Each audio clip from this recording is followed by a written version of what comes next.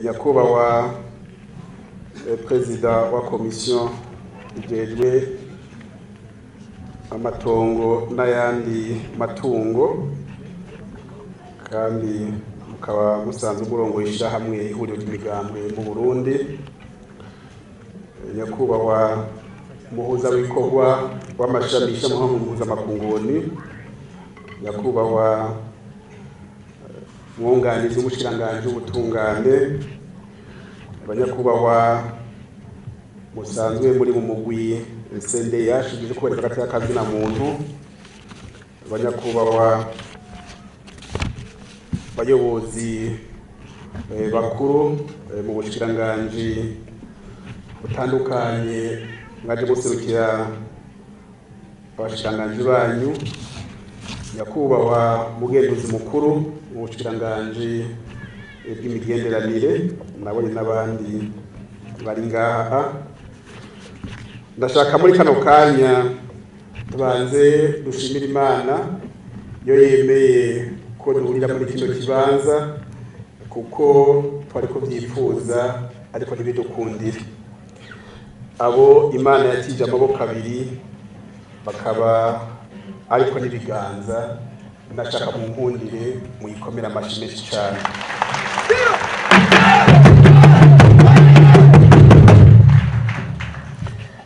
Banyakubahwa mwese murongo y'amashingiro, ba musanteri, abarongo y'amashami atandukanye aharanira akazi na muntu, banyakubahwa mwese banyagatumba mukoraniye ngaha, tugira amahoro, tugira amahoro. Semeni kwa sauti kubwa, banyagatumba tugira amahoro. Aho rero nshobora ko mwariye kandi imvura yaguye. Sangwa amahoro, ubutungane, iterambere n'agatakazi na muntu kuri bose.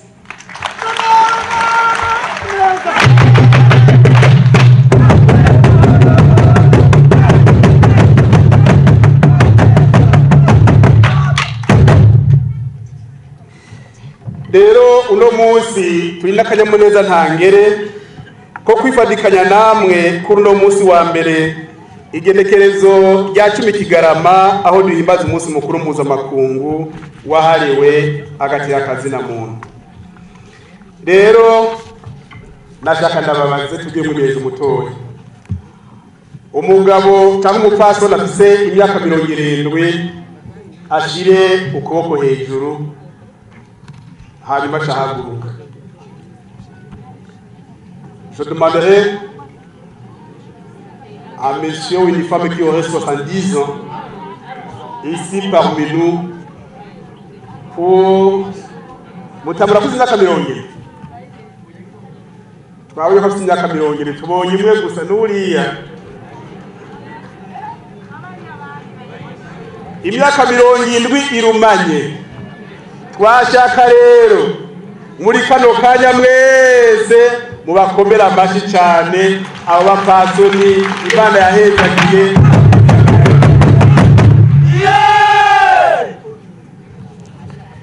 Iyo umupasoni cyane umushinga ntamaze imyaka 70 ntaba ari umuntu asanzwe. Mwababonye bahagurutse bariko baragera mu zabukuru by'ukuri, umushatsi waramaze guhindura irangi.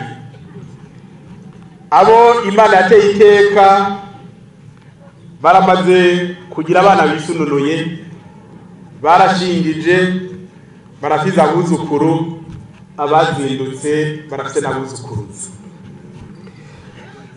Imyaka 70 ni imyaka by'ukuri ubu maze gushika kuri byinshi, ni imyaka haba haramutse byinshi mu Burundi bwacu. Reka naheje mu bindi bihugu no mu bihugu byinshi imyaka 70 ubugeze no mu kiruhuko kizabukuru, kuko bakoze byinshi, wakoreye umuryango ukabikorera hamwe n'igihugu. Twashaka rero muri kano kanya duhaguruke twese, twicaye mwanya muremure badutambiye twanezerewe twashaka rero duhaguruke twese tugorore imitsi yacu. Nous voulions demander hanyuma rero turifurizanya ihimbazwa ryiza y'imyaka 70 y'amasezerano aje hagati y'akazi na muntu.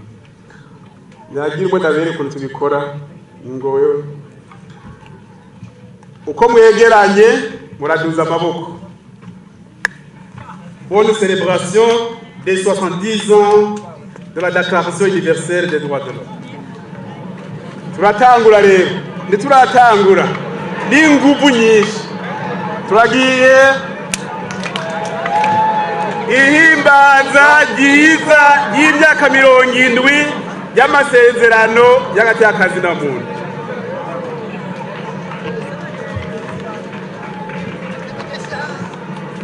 Mwabikoze aho ni sawa.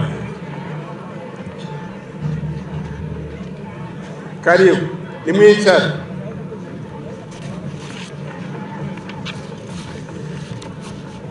Banyakubahwa mwese duhuriye muri kino kibanza ciza ngaha mu Gatumba atari igihamana.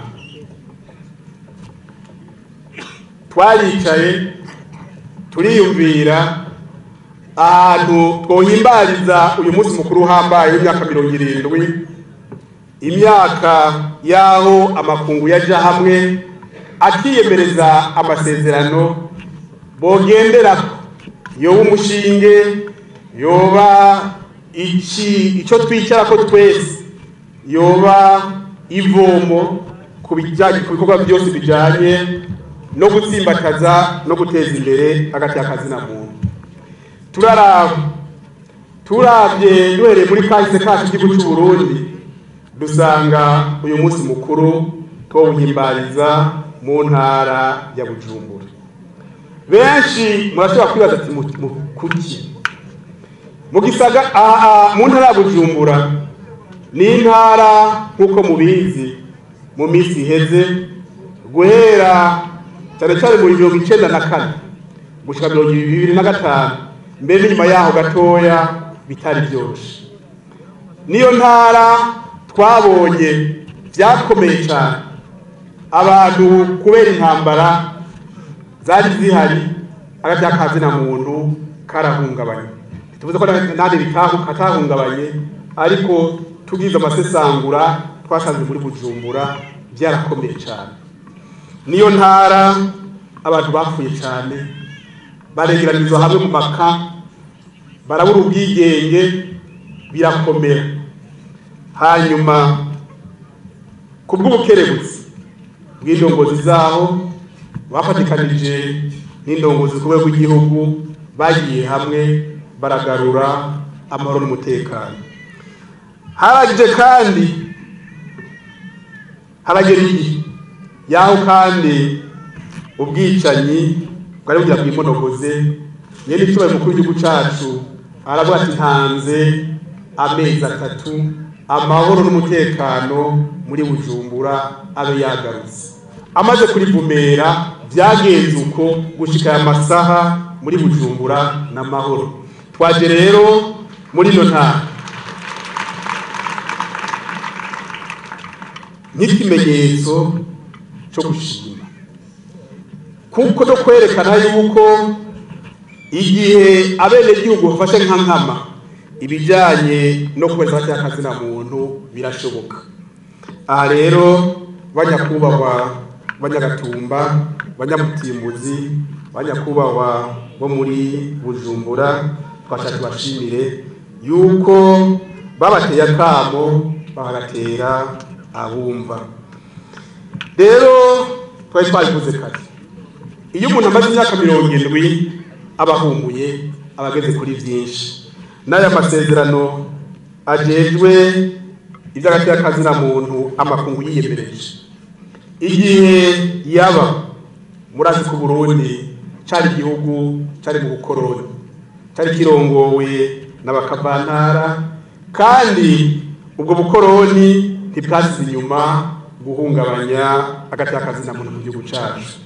Niho byinshi muri ya migenzo myiza twari dusanzwe dufise yo kubaza agatakazi na muntu yagiye iratituka. Ubuntu burabura,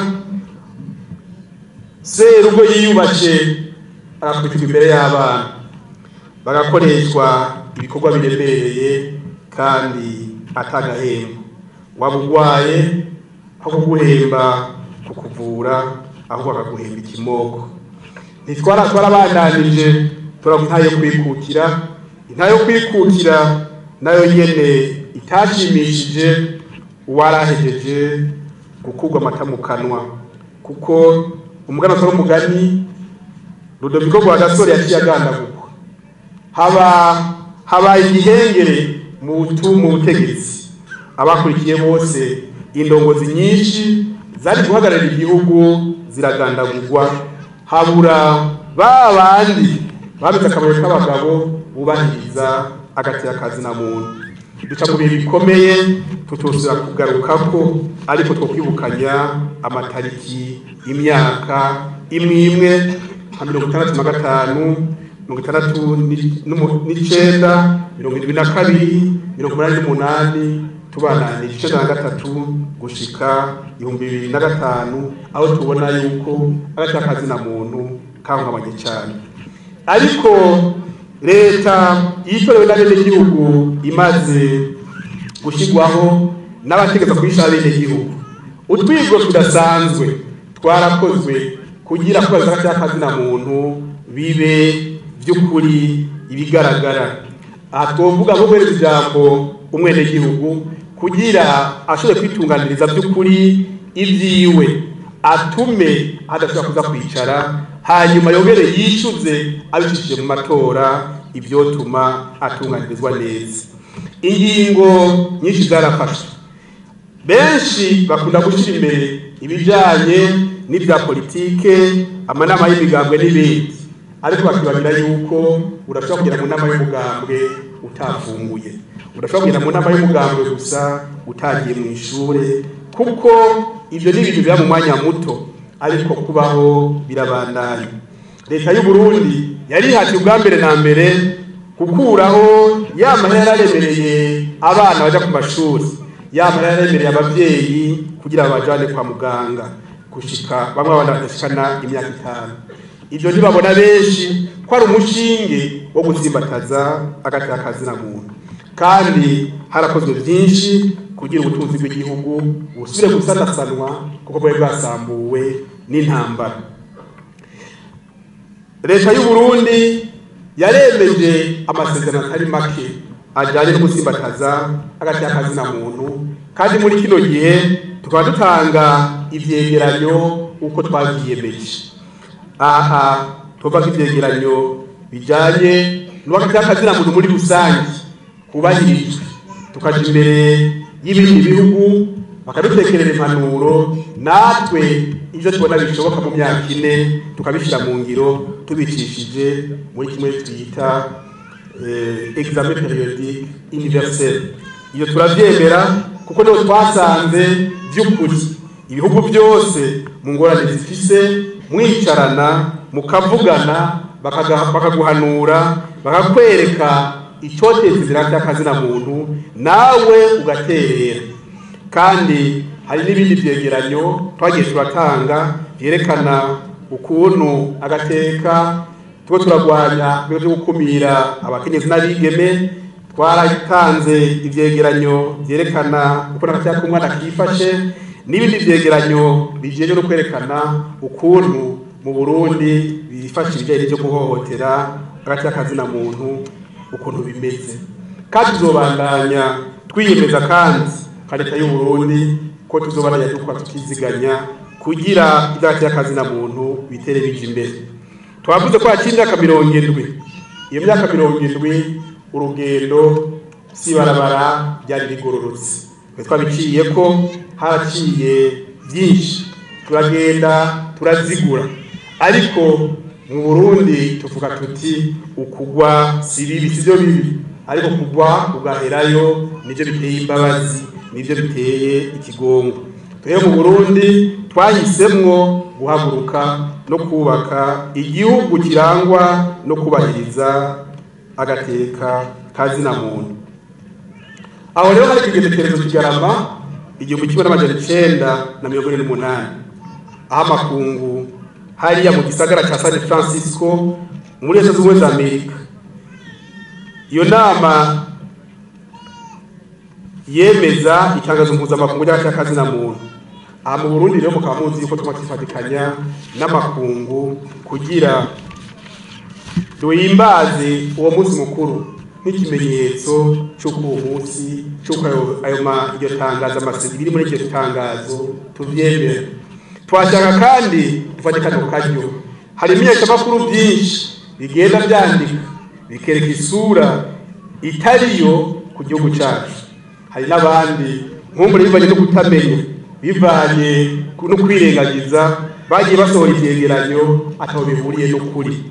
Muri ngaha mu Gatumba muri mu gisagara cya Bujumbura muragitemberamwo muragenda mu ntara zitandukanye hariho ibyo usanga bariko barashikuza ugasanga bahenzwe ugasanga ibindi nabyo ko birankana kuko ari igena leta y'u Burundi iba yamaze gutanga ikerekana by'ukuri kw'ibyanditsemo yatari byo ariko ntibifatirweko. Twashatse dusubire twiyemeze kandi mu gihugu cy'u Burundi ko guharanira agateka kazina muntu tutazobikora ku nyungu zo gushimisha ibicamuri biri mu nshingano biri mu by'abene gihugu badutumye kugira twubahirize agateka kazina muntu kanatsinda bisanzwe biri mu migenzo yacu. Mu gihugu cyacu umwana carazira kwica umuserebanyi kuko yaba yerekanye kwa kumurinda yuko azokora icaha c'ubwicanyi. Iyo hagize umugabo afata umukenyezi ku nguvu cyangwa umwigeme bavuga ko yagotse, ibyo byari mu migenzo yacu sije twita gukura mu mahanga. Iyo habaye ibindi bijanye n'ubutakazi bijanye n'ubutakazi na muntu baricara wabikoze akamuharira ivomo yacarasaba imbabazi bakazimugirira kuko cyari igihugu cyamera igihugu gishira imbere uguharira igihe usabye imbabazi.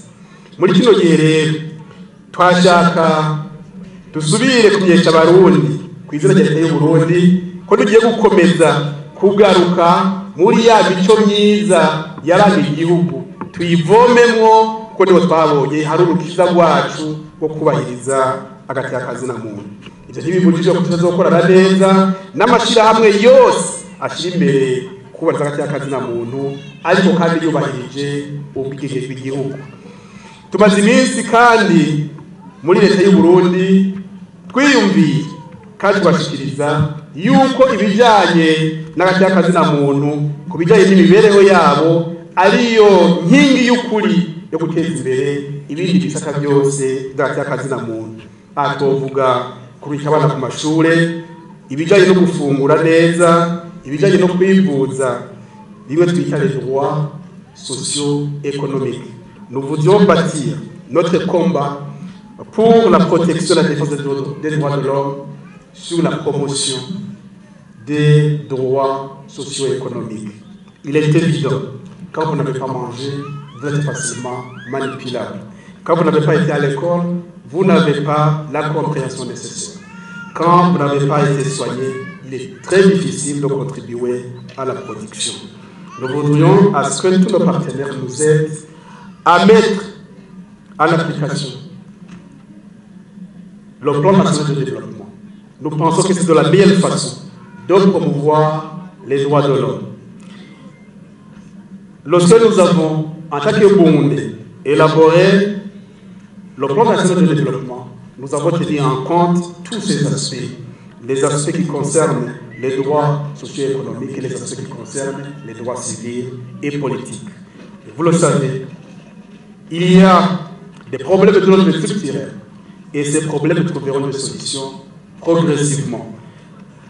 Twashaka rero tubabwire bajya kubaho amezi yuko urugamba twiyemeje rwo guharanira agateka kazina muntu tuzorutsinda.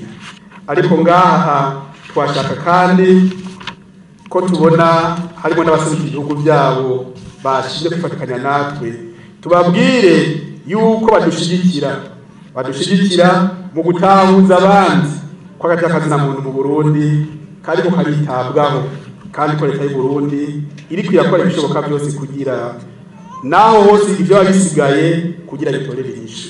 Hari bizodusaba uburyo burebure ariko igihambaye cyane ni ishaka leta ifise n'ishaka amashirahamwe atandukanye afise kugira duteze imbere agateka kazina muntu. Hari n'abibaza yuko tuzoteza akazina muntu hari benshi mu mashirahamwe mpuzamakungu ariko arakorera mu gihugu cyacu. Icya mbere ni uko abarundi twebwe nyine dutangura gutahura kugira akazina muntu byega twebwe. Nicyo gituma dufatikanije tugiye kwifatikanya twarifatikanyije kandi tugiye kwifatikanya n'amashirahamwe y'abarundi bene wacu twigishanye tuvugane turabe ukuntu byatya akazina muntu bitera bije imbere. Icyo twita c'est ce que nous appelons le rapatriement du débat sur les droits de l'homme au Burundi. Nous allons travailler avec la société burundaise, la société civile burundaise pour inculquer la culture de la défense et de la promotion des droits de l'homme ensemble. Nous avons déjà organisé des sessions pour débattre sans forfouillant des questions de promotion et de défense des droits de l'homme. Nous trouvons que c'est la meilleure solution aussi pour que dans notre pays, la culture de protection des droits de l'homme se renforce et prenne racine. Alors, mwebwe mwaje musabira amashirahamwe adaharanira igiciro cya politike ko tugiye kubandanya twicarana kugira turabe neza uko twoteza imbere iki gisata. Mu bushikiranganje nk'uko abaturongoye babitujeje twarabemereye imiryango izokwama yuguruye.